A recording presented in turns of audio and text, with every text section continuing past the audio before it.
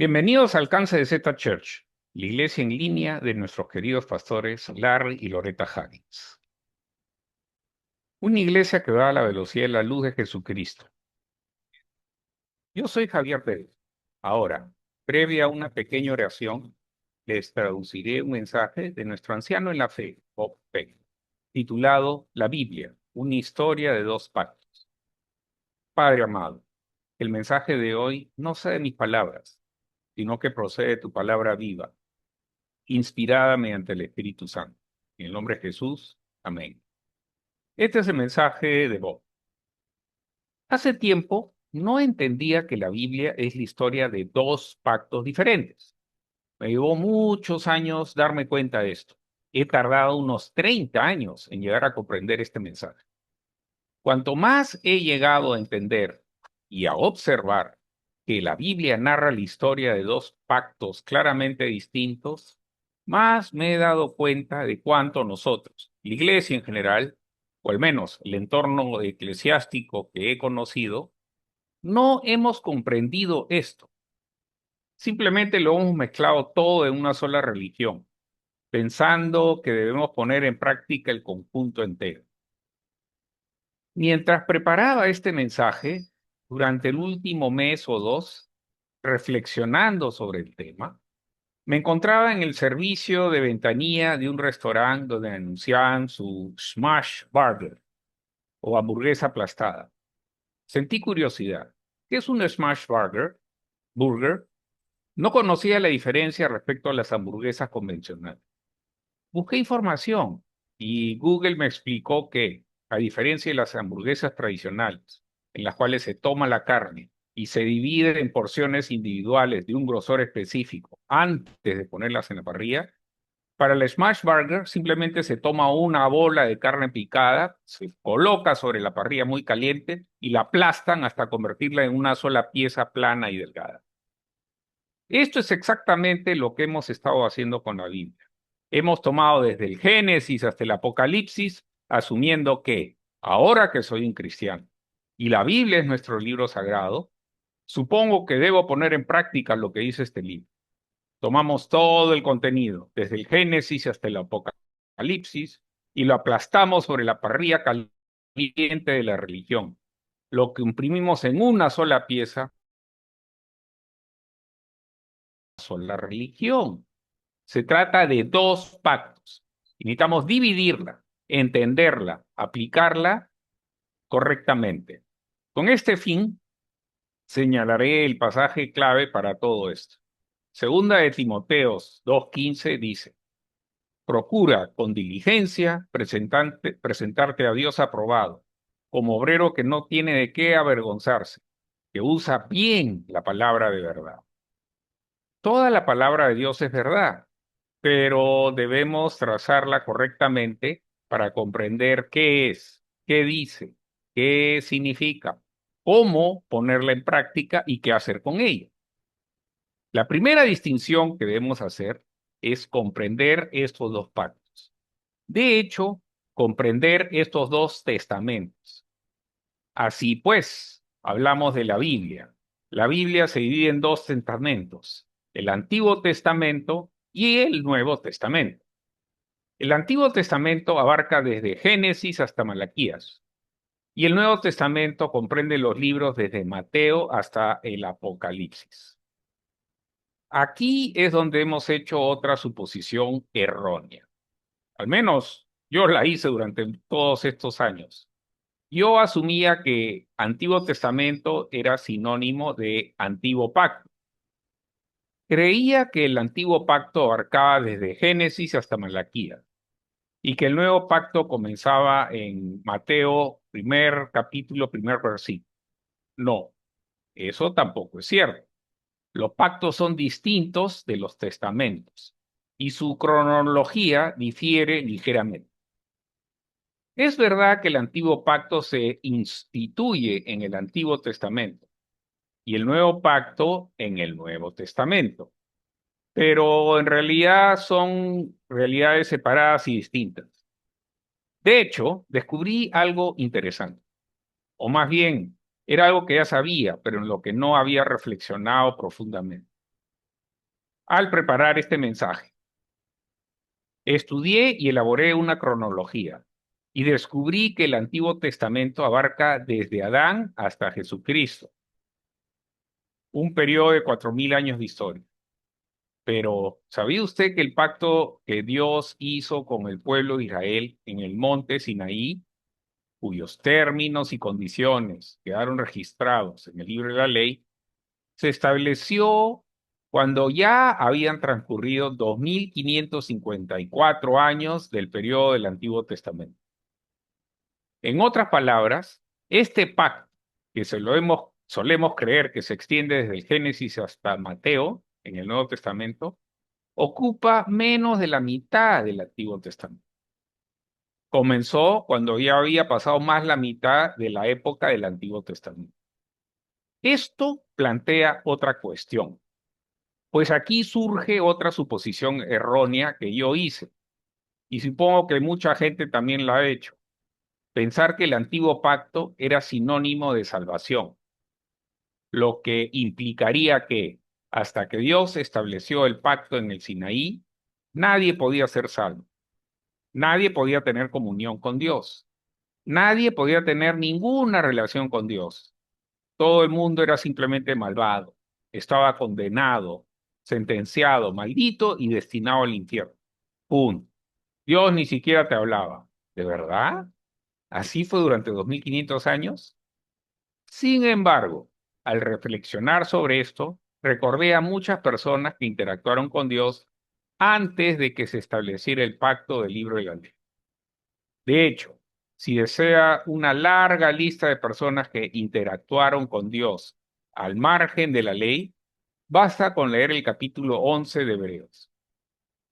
Ahí hay una relación de numerosas personas que no solo interactuaron con Dios independientemente de la ley, o incluso antes de que éste existiera, sino que en muchos casos son calificadas de justas. ¿Cómo era posible ser justo sin una ley que obedecer? Por ejemplo, ¿cómo alcanzó Abraham una condición de justicia ante Dios? ¿Sabe que él vivió antes que existiera la ley?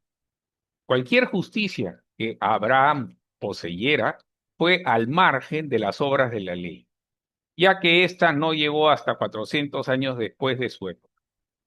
Sin embargo, en Romanos capítulo 4, versículo 3 dice de él: Abraham creyó a Dios y le fue contado por justicia.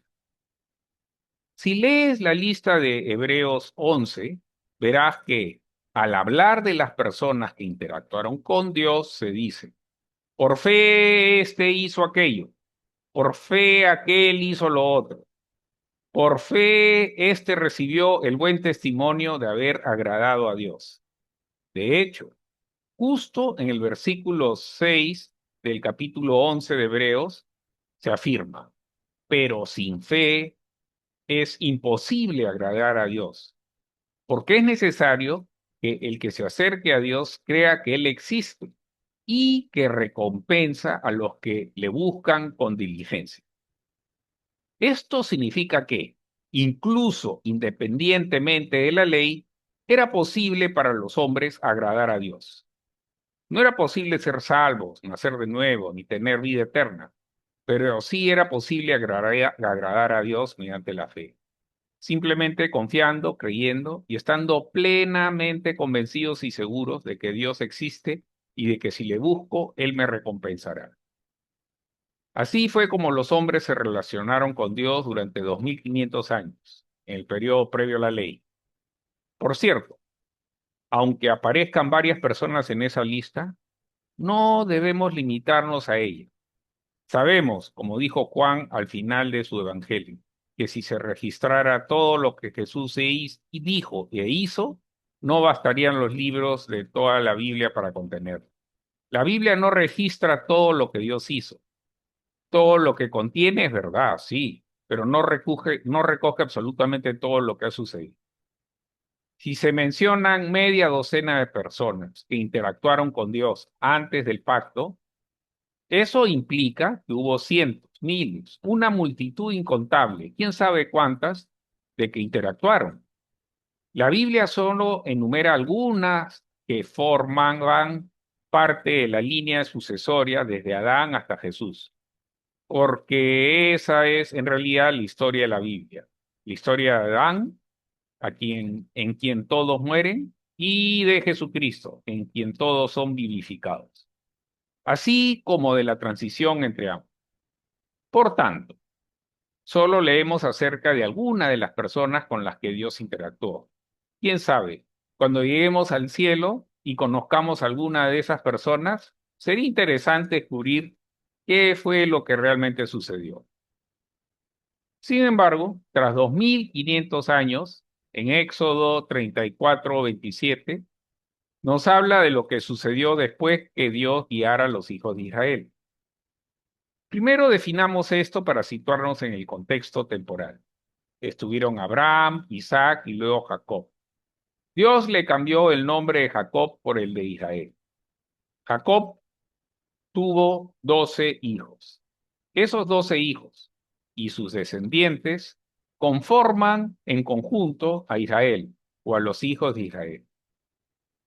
Después que fueron sacados de Egipto y llevados al desierto, al monte Sinaí, el Señor le dijo a Moisés: escribe estas palabras porque, conforme a los términos de estas palabras, he establecido un pacto contigo y con Israel. Un detalle interesante: el pacto era con Israel.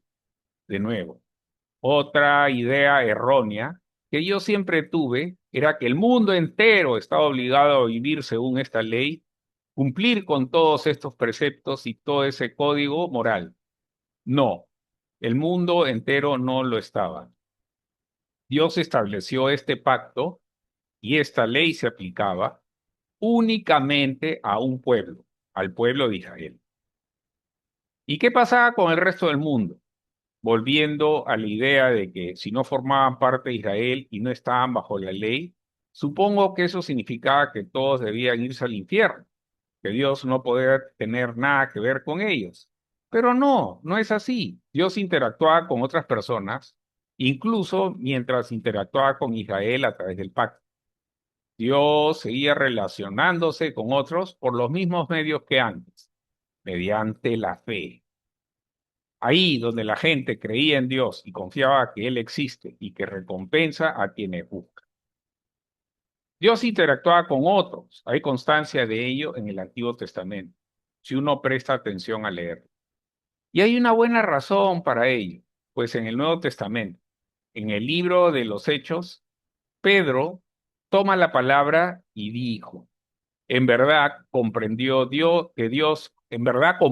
que Dios no hace acepción de personas, sino que en toda nación se agrada de aquel que le teme y practica la justicia.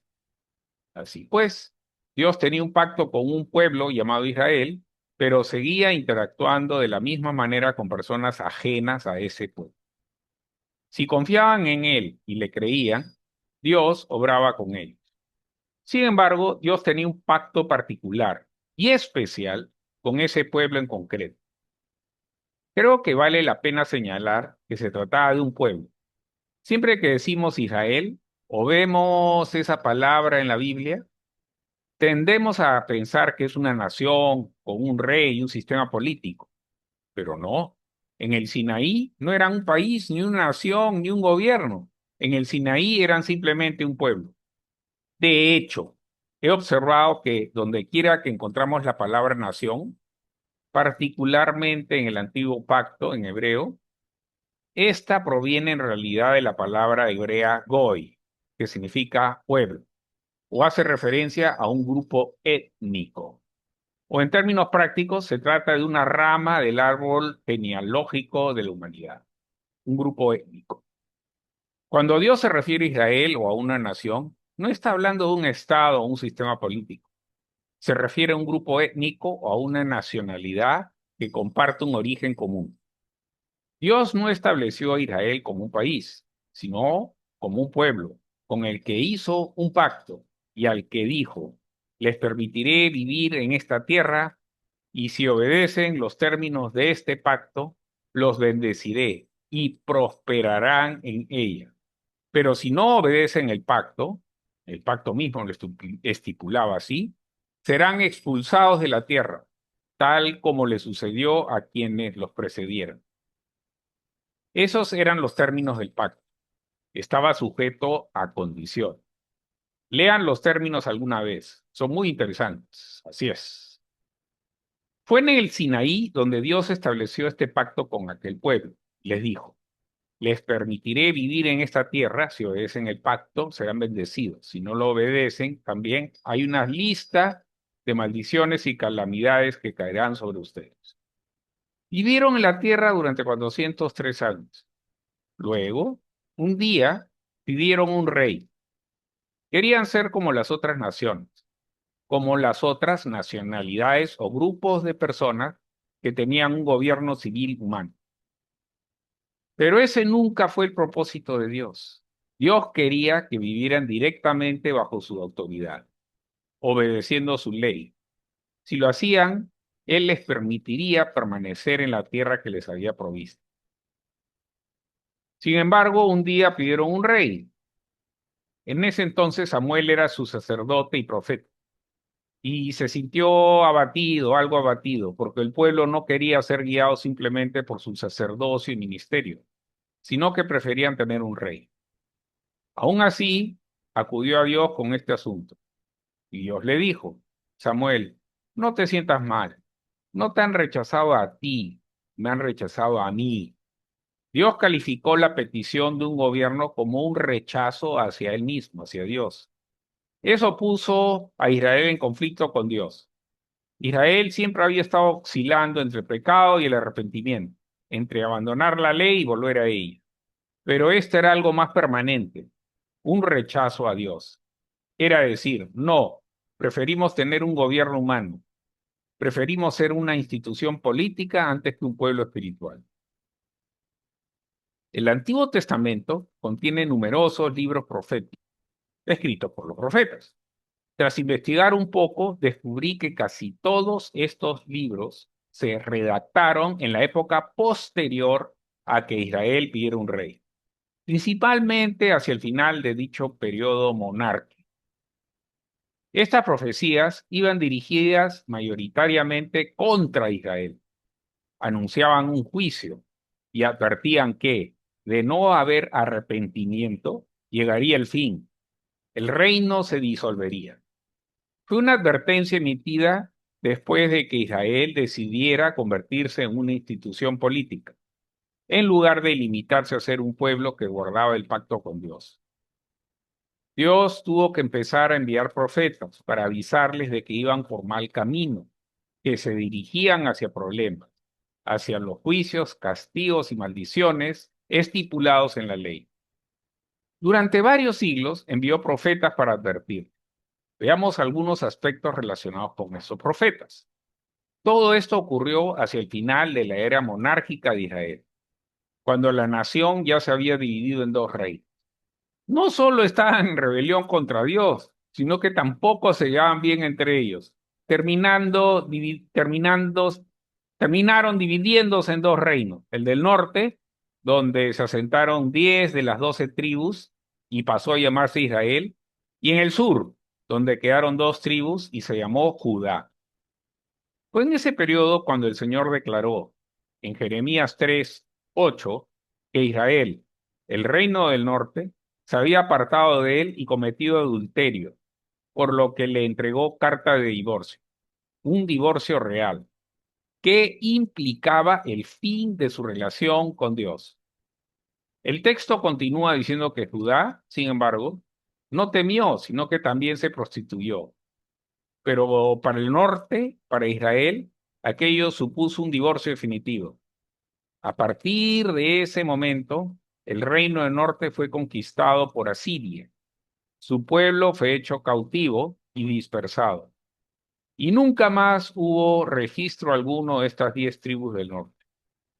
Se les conoce como las tribus perdidas.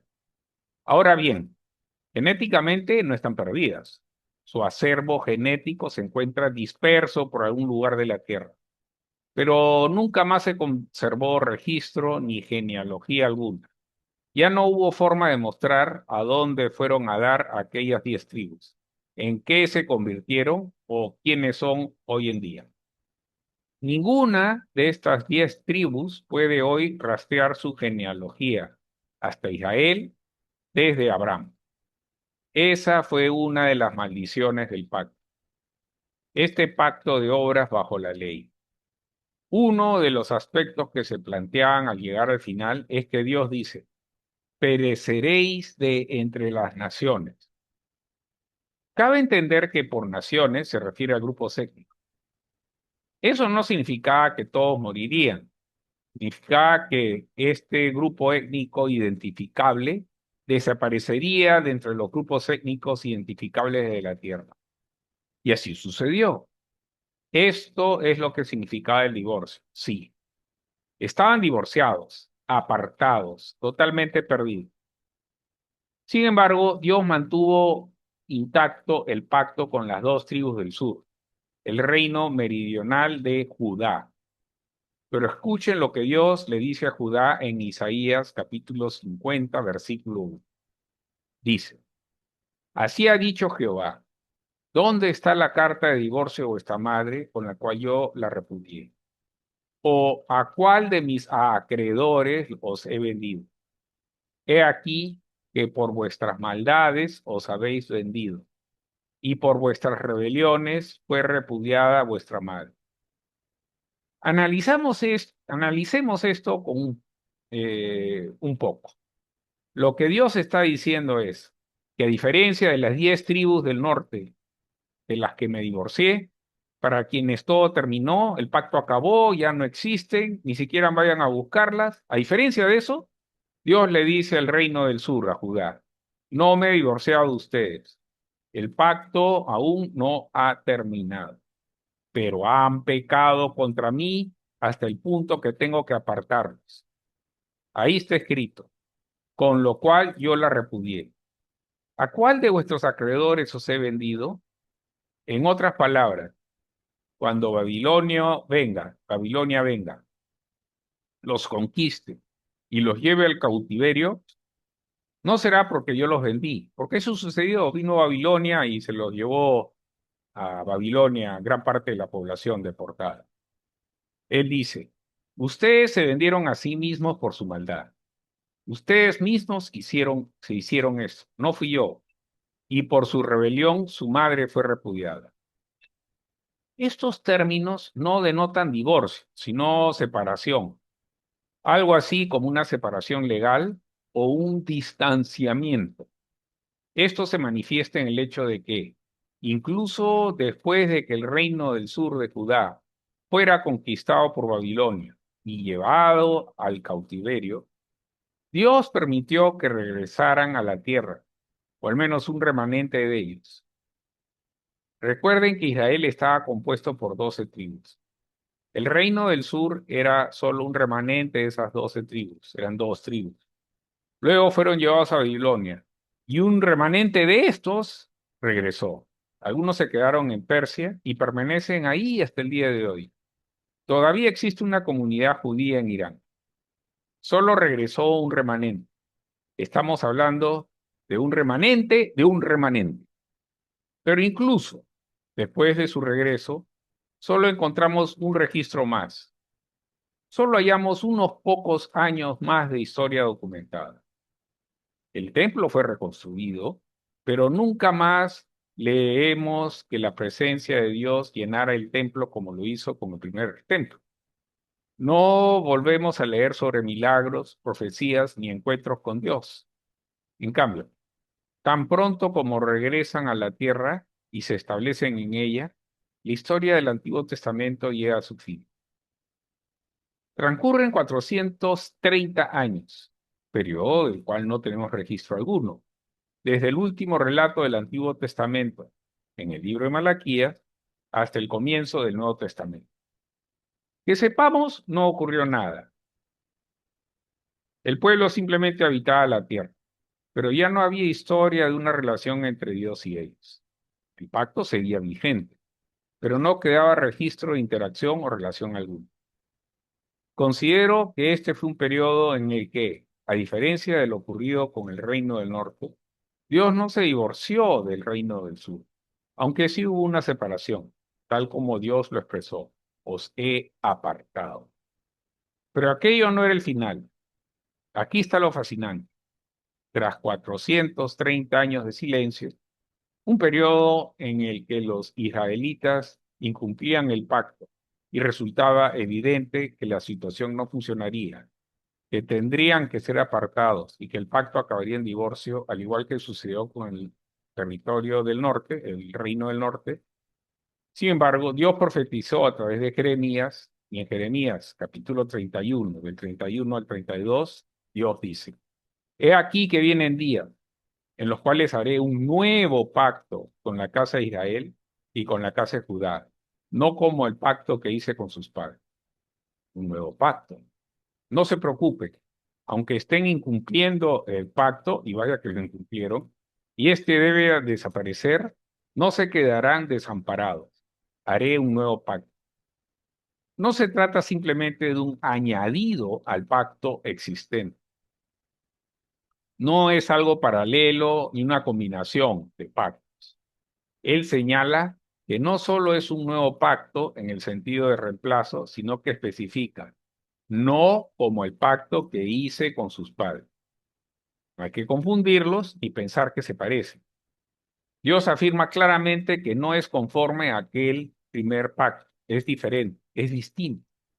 El nuevo pacto no es un añadido, sino un reemplazo. Analicemos este hecho. Es otro aspecto en el que yo solía equivocarme al razonar. Y creo que los cristianos en general hemos hecho esto. Hemos leído el Antiguo Testamento y nos hemos visto a nosotros mismos bajo la ley, pero no logramos cumplirla del todo.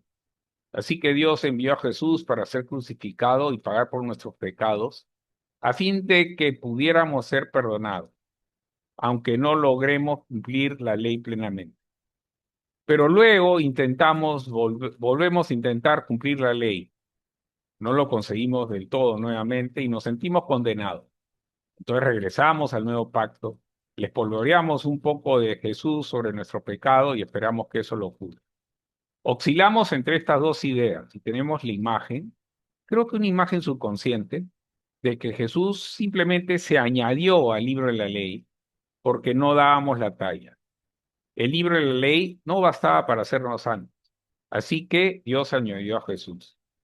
Algo así como cuando se le añade un preparado para la hamburguesa a la carne picada para que rinda más.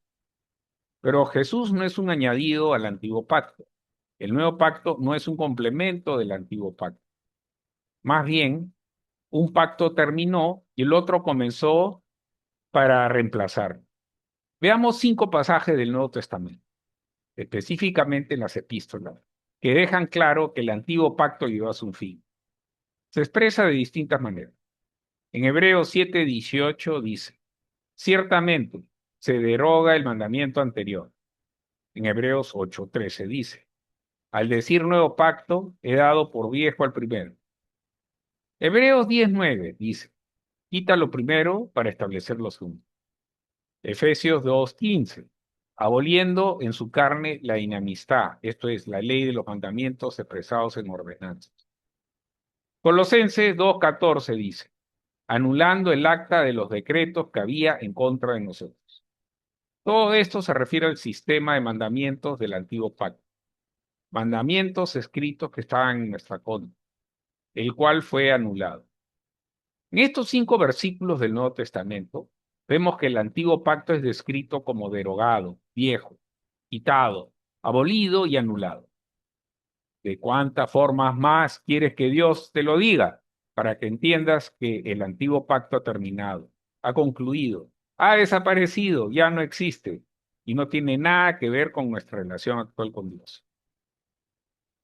Si estos 5 pasajes del Nuevo Testamento son ciertos, y lo son, entonces significa que el antiguo pacto ha terminado.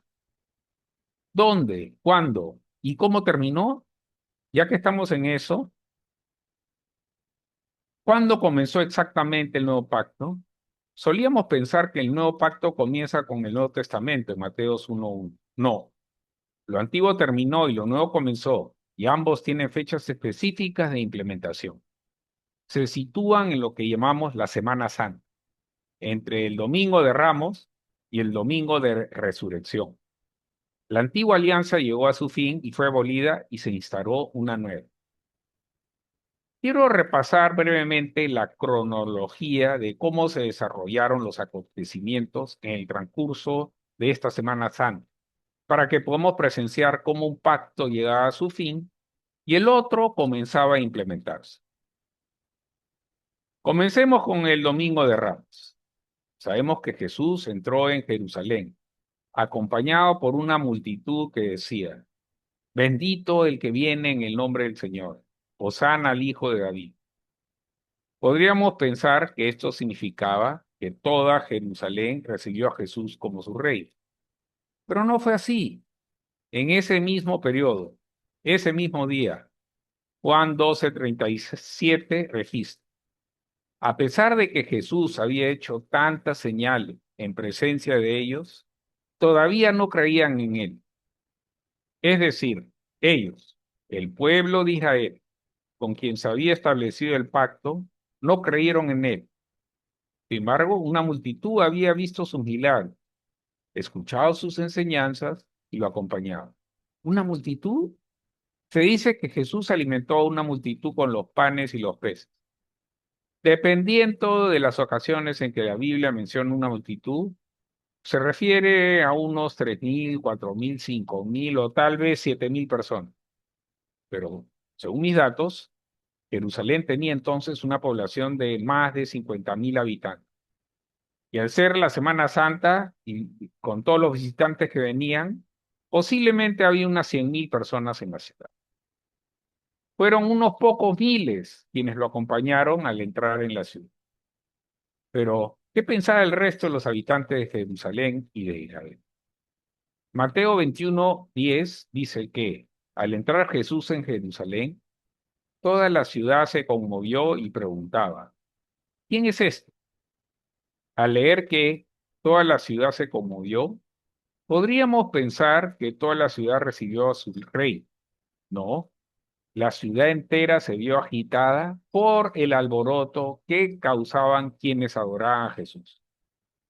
Pero aparte de esa multitud que lo acompañaba al entrar, el otro 90 o 95% de los habitantes de la ciudad simplemente se preguntaban: ¿a qué viene tanto alboroto?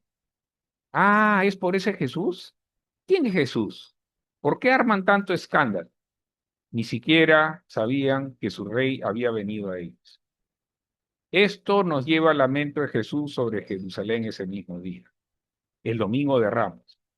Jesús se lamenta por Israel por primera vez.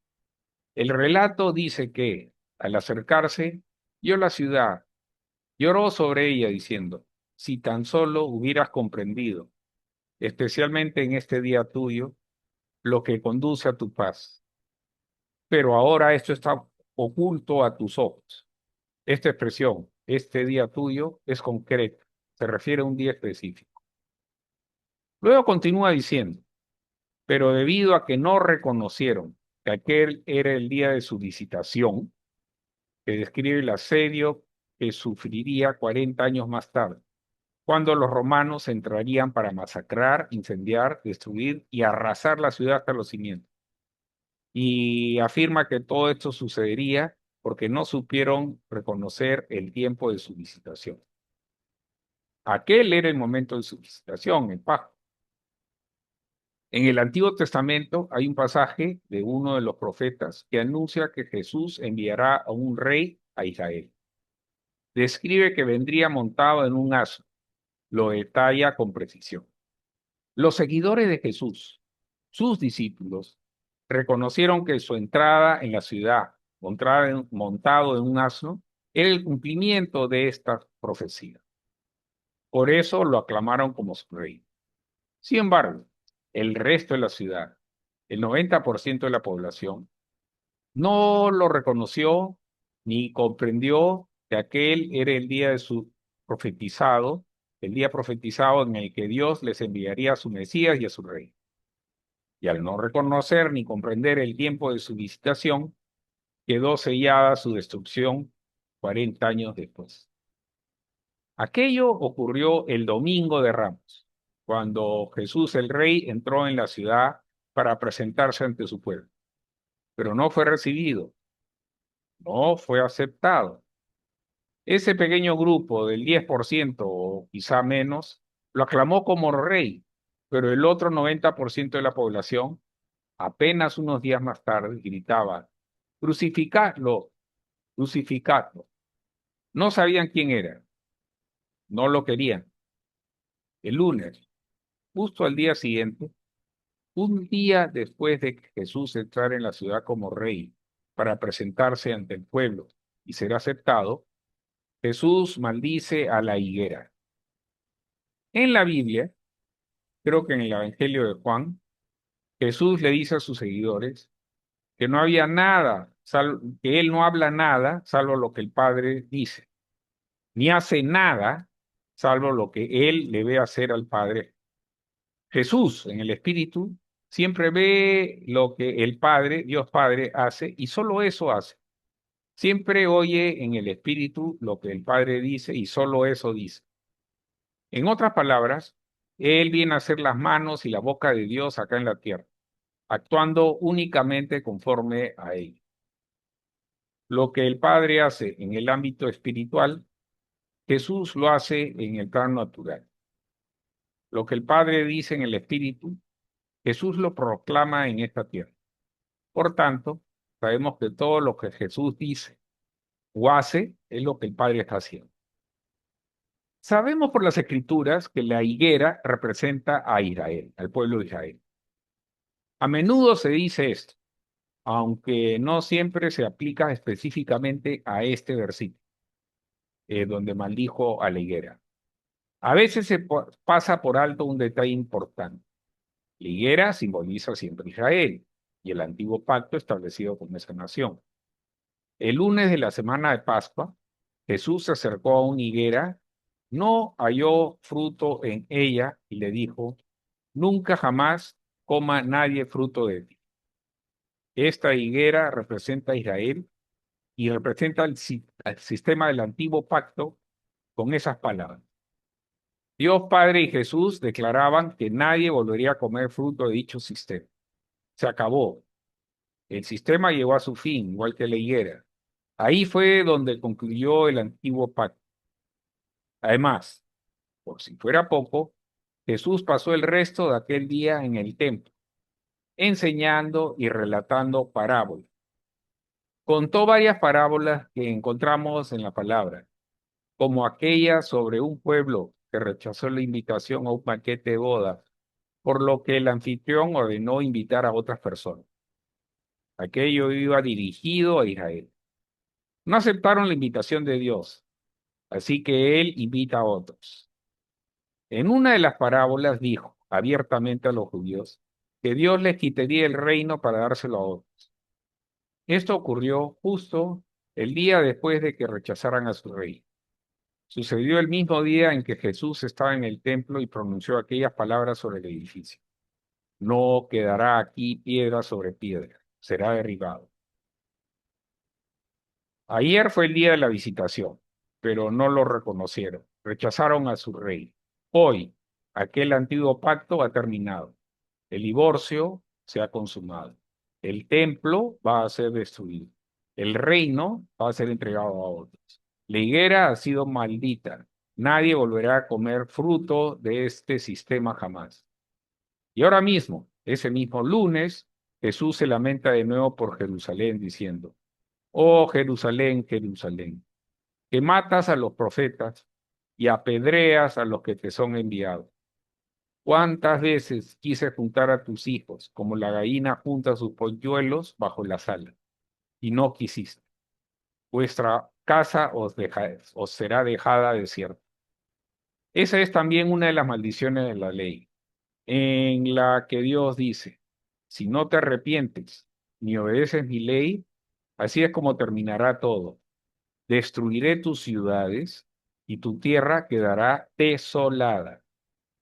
Cualquier estudiante del pacto debería haber reconocido el lenguaje propio del pacto en ese preciso momento, cuando Jesús dijo, vuestra casa queda desolada. Ese es el fin del pacto. El antiguo pacto ha terminado. Al día siguiente, el martes, mientras regresaba a la ciudad, Pedro se fija en la higuera y dice, mira, la higuera se ha secado desde la raíz, está muerta. Todos quedan asombrados por ello. El domingo fue el día de la visitación, el lunes fue el día en que se anunció aquel pacto y aquel sistema había terminado, había llegado a su fin, estaba maldito y que nadie volvería a comer de su fruto jamás. 24 horas después ya estaba muerto, se acabó, todo había terminado. Mientras Pedro se maravillaba ante esto, Jesús le respondió diciendo, ten fe en Dios, porque de cierto os digo que cualquiera que diga a este monte, quítate y échate en el mar, y no dude en su corazón, sino que crea que se hará lo que dice, lo que diga le será hecho. Solemos interpretar esto como una enseñanza sobre la oración y la confesión. Y no es que esté mal, pero se me ocurre que esto se dijo refiriéndose a la higuera que había sido maldita. Se dijo justo el día después de que terminara el antiguo pacto. Esto se dijo en el Monte de los Olivos. Ahí era donde estaba la higuera. Y Jesús dice, cualquiera que diga a este monte, si hubiera simplemente sido una enseñanza general sobre la oración, Jesús habría dicho, cualquiera que diga a un monte, a cierto monte, a cualquier monte. No, fue muy específico. Dijo, a este monte, refiriéndose a una montaña concreta y precisa. Debía de estar señalando algo específico al decir este monte. Y desde el Monte de los Olivos, donde estaba la higuera maldita y que justo los estaban asombrando que hubiera muerto, según entiendo, no estaba ahí, aunque he consultado en mapas satelitales de 3D, la montaña que se ve de la manera más directa e inmediata del Monte de los Olivos es el Monte del Templo. Es la montaña donde se asienta el símbolo del sistema de oración del antiguo pacto, del cual Jesús había dicho el día anterior que no quedaría piedra sobre piedra. Hoy le dice a esa misma montaña donde se alza el templo, quítate, échate en el mar, se acabó, todo ha terminado. Eso ocurrió el martes de la semana de Pascua. El miércoles, los sumos sacerdotes y los ancianos se reunieron y conspiraron para asesinar a Jesús. Traman asesinar a su rey, quien había llegado el domingo como tal. El miércoles ya estaban conspirando para matarlo. Me parece interesante que sea precisamente el miércoles cuando planean asesinarlo, pues teme que la gente se vuelque hacia Jesús y lo siga, haciéndoles perder así su posición como líderes de Israel. Fue durante ese mismo periodo, entre el domingo y el momento que tramaron su complot el miércoles, cuando Jesús contó la parábola de un hombre que tenía una viña y la arrendó a unos labradores. Cuando llegó el tiempo de la cosecha, los labradores no le enviaron el fruto al dueño. Entonces el dueño de la viña envió a siervos para recoger la cosecha. Algunos los golpearon, a otros los mataron. Esto representa a Dios enviando a los profetas para advertir a Israel. Deben darme lo que me corresponde, deben producir fruto. A unos los golpearon y a otros los mataron.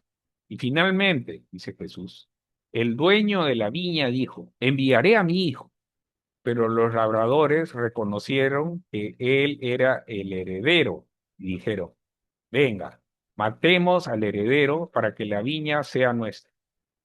Eso es exactamente lo que hicieron los sacerdotes y los ancianos el miércoles de esa misma semana, apenas unas horas después de que Jesús contara aquella parábola. Es decir, esto se vuelve algo muy real. Esto ocurrió el miércoles. El jueves, la antigua alianza llegó a su fin, murió, concluyó, pues el jueves Jesús instituyó la nueva alianza o el nuevo pacto que había sido profetizado en el libro de Jeremías, pero se puso en marcha el jueves, durante la Pascua, cuando durante la Santa Cena Jesús dijo, esta copa es la nueva alianza, el nuevo pacto en mi sangre. que es derramada por ustedes. En otras palabras, les dijo a sus apóstoles: muchachos, ustedes son buenos judíos, han leído la Biblia y deberían haberse fijado en lo que dijo Jeremías sobre que Dios haría una nueva alianza, un nuevo pacto. Pues bien, muchachos, esto es esto. Está en mi cuerpo y en mi sangre. Así que tomen el pan y el vino e incorpórense a esta nueva alianza. Está comenzando. Empieza justo aquí.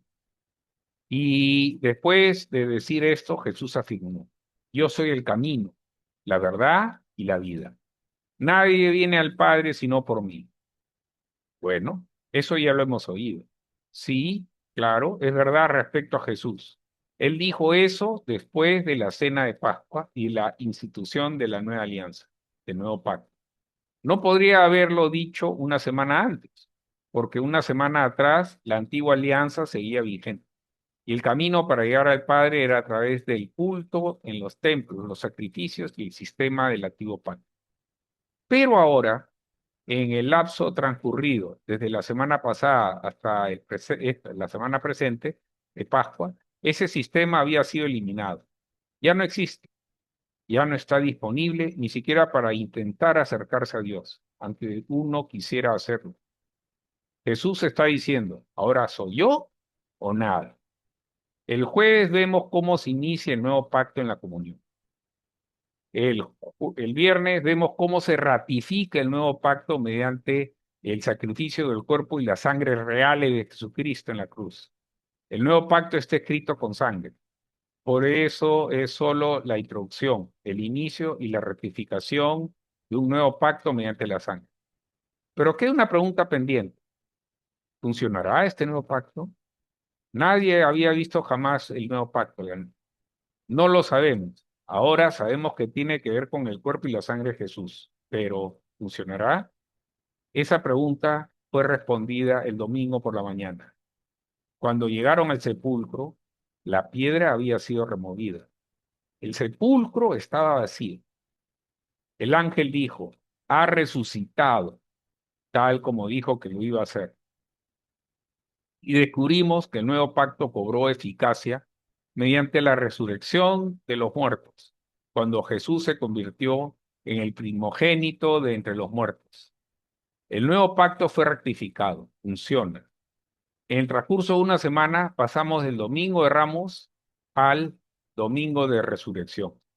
Y somos testigos del fin real de un pacto y la instauración de otro. Está rectificado, vigente y funciona. Esa es la historia de un pacto que se instaura, sigue su curso y termina, mientras otro comienza. Sabemos que no nos acercamos a Dios a través del antiguo pacto porque este ha sido abolido, eliminado, anulado y declarado obsoleto. Ahora sabemos que el nuevo pacto es el único camino para llegar a Dios Padre. Pero, ¿cuáles son las diferencias entre estos pactos? De modo que podamos distinguirlos y saber cuándo estamos bajo uno o bajo el otro. El pacto antiguo exigía obras. El nuevo pacto ofrece un regalo gratuito por gracia. El pacto antiguo impartía condenación. El nuevo pacto, justicia. El antiguo pacto nos recordaba nuestro pecado. En el otro, Dios promete olvidar nuestro pecado.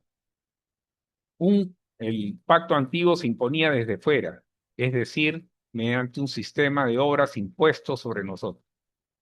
En el nuevo pacto, esto brota desde nuestro interior a medida que Dios escribe sus leyes en nuestro corazón.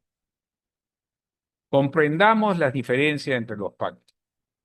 Y el mejor ejemplo que se me ocurrió y que me vino a la mente el otro día es una analogía que les voy a contar.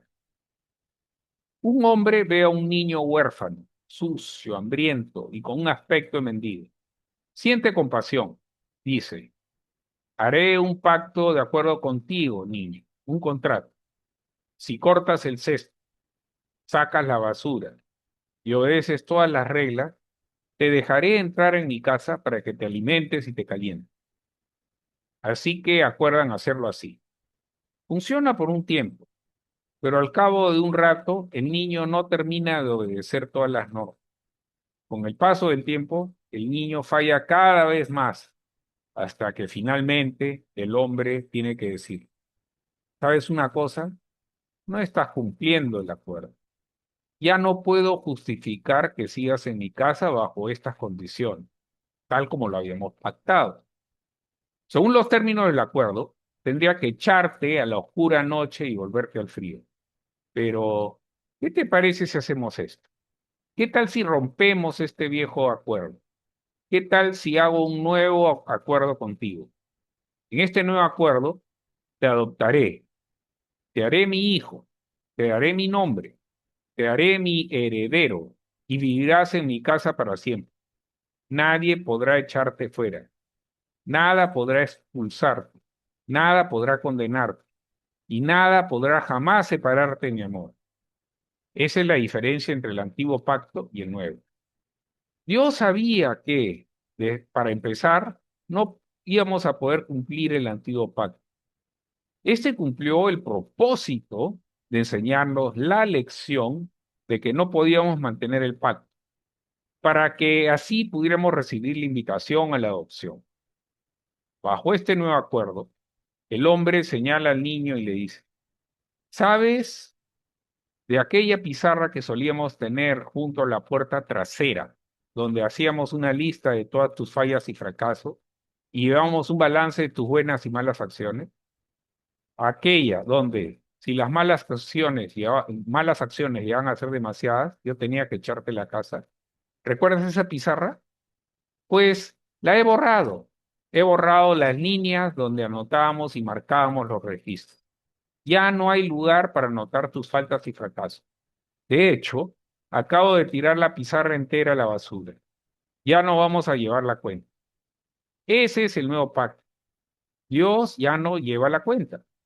De hecho, bajo este nuevo pacto, el acuerdo establece que, incluso si llegas a pecar, mi pacto contigo es que no me acordaré de ello.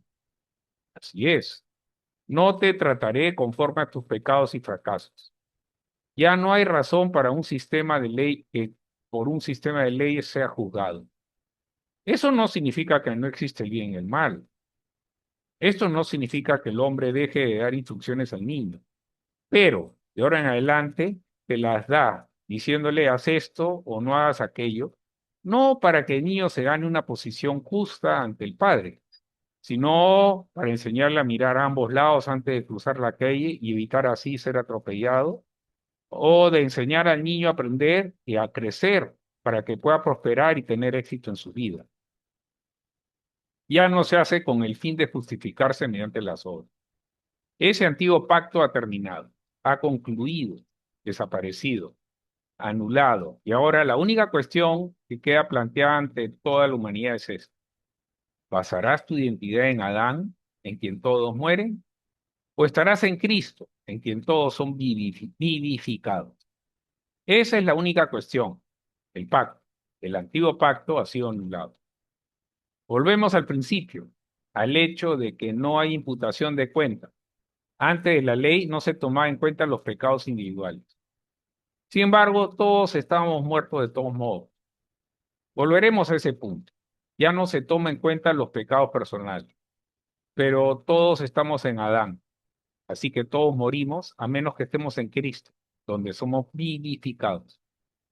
El antiguo pacto ha muerto y desaparecido. Pablo describe esto vívidamente en Romanos capítulo 7, en los versículos del 1 al 6. Lo explica mediante la analogía de una mujer que tenía un esposo, pero el esposo murió. Ahora que su esposo ha fallecido, ella queda libre de la ley de su esposo, tal como nosotros ahora somos libres de la ley del Antiguo Testamento. Ella es libre de casarse con otro, así como nosotros somos libres de unirnos a Cristo. Pero, teniendo esto en mente, me di cuenta de algo. ¿Qué hacemos cuando empezamos a desenterrar elementos del antiguo pacto y de la ley?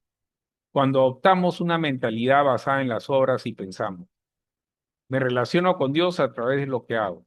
Recibo méritos si hago bien o Dios se enoja conmigo si hago mal. ¿Qué estamos haciendo al actuar así? Somos como esa mujer cuyo esposo ha muerto y está sepultado. Ella se ha casado con otro, pero los domingos por la tarde va al cementerio. cava en la tumba y desentierra trozos del cadáver en descomposición de su difunto esposo. Los lleva a la casa y le dice a su nuevo marido, estoy segura de que esto ayudará a nuestra relación. No estoy defendiendo que se golpeen a las mujeres, por favor, no lo hagan. Simplemente digo que alguien necesitaría darle unos palmazos a esta chica para que entre en razón. El esposo está muerto, déjalo enterrado.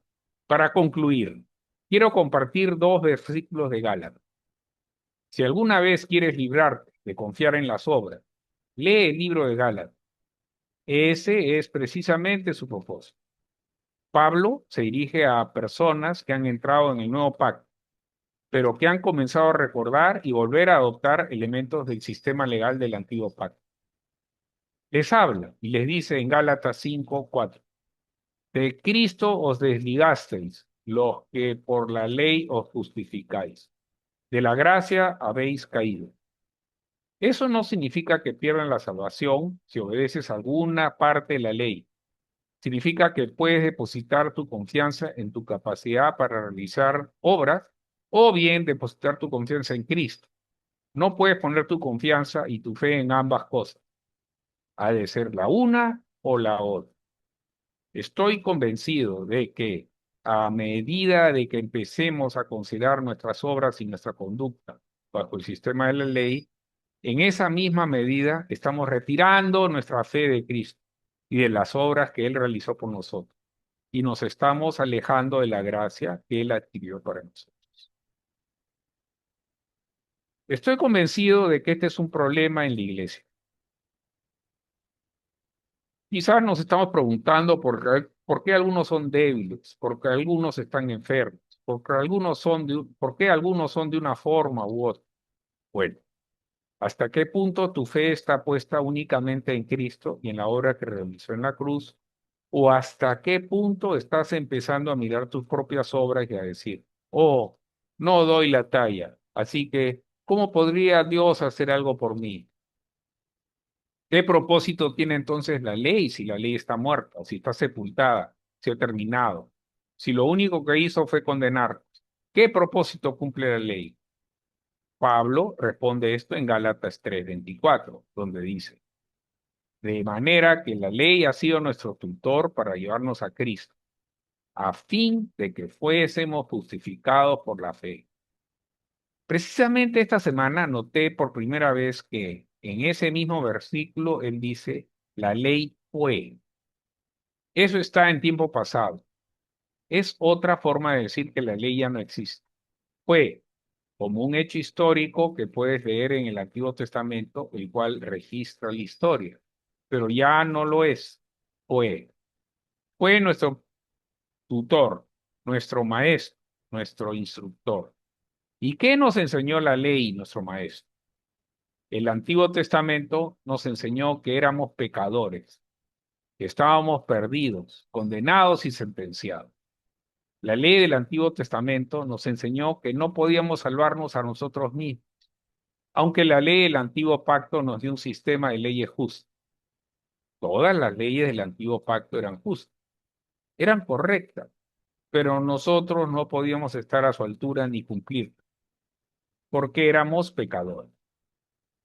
Aunque hubiéramos cumplido la perfección cada obra de la ley, esta nunca habría podido restaurar nuestra justa relación con Dios, y darnos el derecho de recibir nuevamente la vida divina y poseer la vida eterna de Dios. La ley no podía hacer esto. Lo que la ley nos enseñó es que somos pecadores, que no podemos salvarnos a nosotros mismos, y que nuestra única esperanza es postrarnos a los pies de la cruz y suplicar misericordia. Esa misma misericordia de la que habla la sangre de Jesús desde el propiciatorio en el cielo. Ese es el propósito de la ley. Ese es el mensaje de los dos pactos. Ese es mi mensaje. Aquí terminó el mensaje de Bob. Ahora voy a darles algo de mi cosecha. Les voy a dar mi propio mensaje. No es para el que estoy traduciendo. El antiguo pacto fue abolido. Para estar bajo el nuevo pacto, ser lavado y cubierto por la sangre de Cristo, y así hacernos hijos de Dios, superando de esta manera el abismo que nos separa de Él, El abismo que es el pecado original, más todos los pecados que cometimos, estamos cometiendo y cometeremos en esta vida, tenemos que aferrarnos a lo que hizo Jesucristo al sacrificarse por nosotros con su muerte y expiación en el infierno, para ser hechos nuevamente los hijos de Dios. Debemos creer en nuestro corazón que Él, Jesucristo, nos salvó y confesarlo con nuestros labios. Si quieres reinar por la gracia en tu vida y en la vida eterna, repite esta oración conmigo. Jesús, creo en ti. Jesús, creo que con tu sacrificio me libraste de la herencia de pecado con la que todos nacemos. Jesús, creo en ti. Te declaro mi Salvador y te tomo por mi Señor. Jesús, tú eres el Señor. Yo creo esto. Tú eres el Señor. Lo declaro en el nombre de Jesús. Y es así, con el corazón se cree y con la boca se confiesa para salvación, integridad, paz, prosperidad y sanidad.